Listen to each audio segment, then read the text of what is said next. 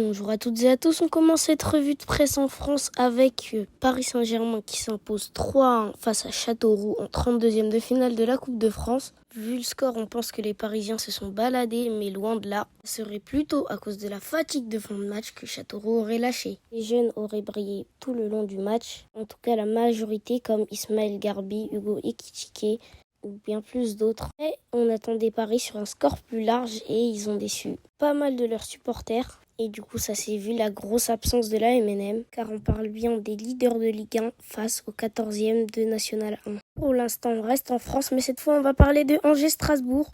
Match très complet, malheureusement pour Strasbourg, qui était la meilleure équipe sur le terrain. Des fois, les meilleurs joueurs ne sont pas les meilleurs au pénalty. Et malheureusement, aucune équipe aurait trouvé la cage adverse. Donc, malgré le nombre impressionnant de tirs, qui a sauvé Angers, donc c'est les pénaltys. C'est donc pas contre qui pour l'instant, mais Angers du coup va prendre sa place en 16e de finale de la Coupe de France. Cette fois, on décolle vers l'Espagne. Cet après-midi, il y aura Villarreal contre le Real Madrid, 16e journée de la Liga Santander. Le Real Madrid serait évidemment favori avec un beaucoup plus gros pourcentage de victoires que son adversaire. Et le résultat de ce match sera bien sûr dans la prochaine revue de presse. Pour une Coupe d'Espagne, en plus, ils vont bientôt se rencontrer après cette rencontre. Donc, ce sera un match à suivre. On atterrit en Angleterre, c'est Manchester City face à Chelsea.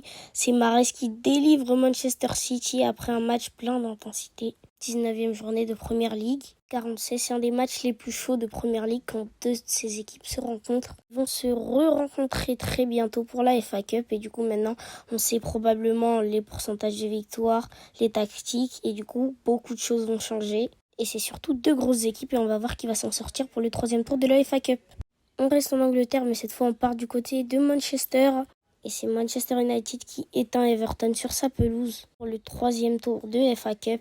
Cruel pour l'Everton, mais malheureusement c'est le football et donc ça se termine là pour eux. Pour l'instant, on ne sait pas qui va affronter Manchester United pour le second tour, mais ce sera à revoir plus tard. En attendant, ils font une très bonne entrée, on va voir ce que ça va donner. Depuis que Cristiano Ronaldo est parti, les vestiaires s'entendent mieux et communiquent mieux, coopèrent mieux et sur le terrain, ça se voit. Pour la dernière actualité, on retourne en France et c'est Didier Deschamps qui va prolonger son contrat avec les Bleus jusqu'en 2026. Il aurait dû avoir beaucoup de négociations car Noël Le Graët, le président de la Fédération française de football, aurait dit qu'il ne voudrait pas prolonger Didier Deschamps au-delà de son contrat de président avec les Bleus. Mais au final, il va au moins rester jusqu'à la Coupe du Monde 2026 donc et il va jouer l'Euro 2024. Au moins essayer de se qualifier pour l'Euro car c'est un gros groupe qu'il a à charger.